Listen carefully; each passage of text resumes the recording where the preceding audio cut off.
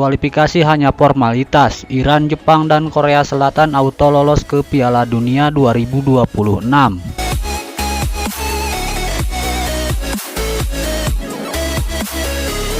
Berbagai prediksi Jitu menyebut ada 3 negara Asia yang otomatis bakal lolos ke Piala Dunia 2026 tanpa kesulitan sama sekali, sekalipun harus melewati babak kualifikasi. Babak kualifikasi Piala Dunia yang terkenal dengan keketatannya nyatanya hanya akan menjadi sebuah formalitas saja, khusus bagi 3 negara Asia yang diprediksi hampir pasti auto lolos ke Piala Dunia 2026 mendatang. Adapun 3 negara yang mendapat jaminan lolos otomatis ke Piala Dunia 2026 mulai dari Iran, Korea Selatan, dan Jepang. Putih Ranking pun memprediksi peluang ketiga negara tersebut lolos ke Piala Dunia 2026 tak bisa diganggu gugat. Hal itu dibuktikan dengan keyakinan Putih Ranking yang memperkirakan persentase ketiga negara menembus putaran final Piala Dunia 2026 yang mencapai lebih dari 99%.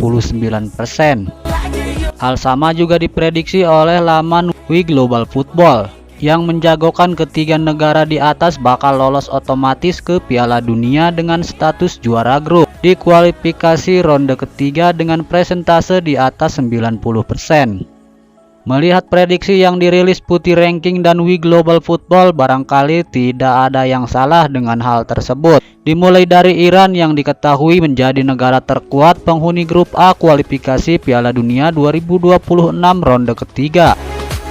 Hingga matchday ke-6, Iran sudah mengoleksi 16 poin dari 6 laga yang telah dijalani di grup A. Catatan 5 kemenangan dan 1 hasil imbang menempatkan Iran sebagai penguasa klasemen grup tersebut.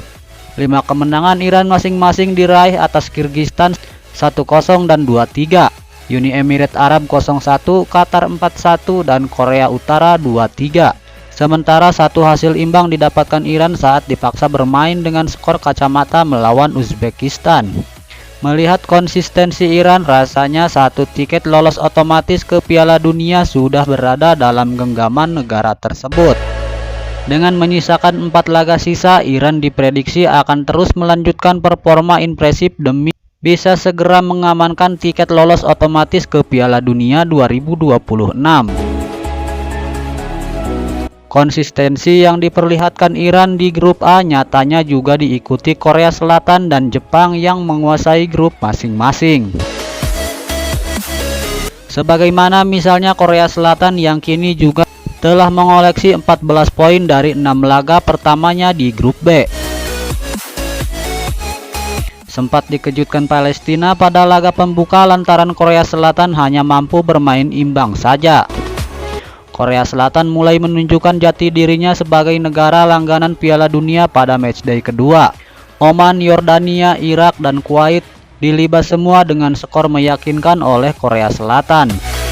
Dan pada laga ke-6, Korea Selatan kembali bermain imbang dengan Palestina dengan skor sama kuat 1-1. Hingga pada akhirnya Korea Selatan kini berhak menjadi penguasa utama grup B dengan keunggulan 3 poin dari penghuni runner-up grup yaitu Irak.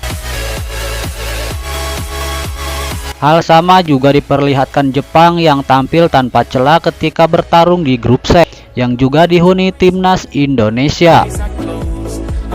Terlepas hasil imbang melawan Australia, dominasi Jepang tak terbantahkan lagi, di mana semua lawannya dihajar tanpa ampun. Cina, Bahrain, Arab Saudi, dan timnas Indonesia dibuat tak berdaya saat Jepang mengamuk mengamankan 3 poin. Bahkan di laga ke-6, Jepang kembali menghancurkan tuan rumah Cina dengan skor 3-1. Sejauh ini hanya Australia yang bisa menahan imbang Jepang dengan skor 1-1.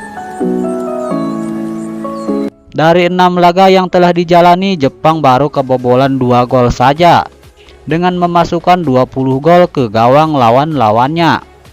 Hingga matchday ke-6, Jepang melesat tak terkejar dengan keunggulan 9 poin di puncak klasemen grup C, dan diikuti Australia di posisi runner-up dengan 7 poin.